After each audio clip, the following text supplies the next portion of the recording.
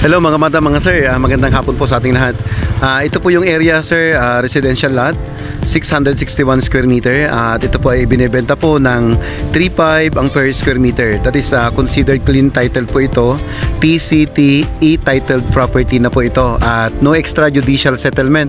Buhay po mismo yung ating owner at humihinga pa, at nandun po sir, madam, napakaganda po ng area kasi residential house na po siya, napakarami na pong kapitbahay, ang gaganda pa ng mga bahay po rito.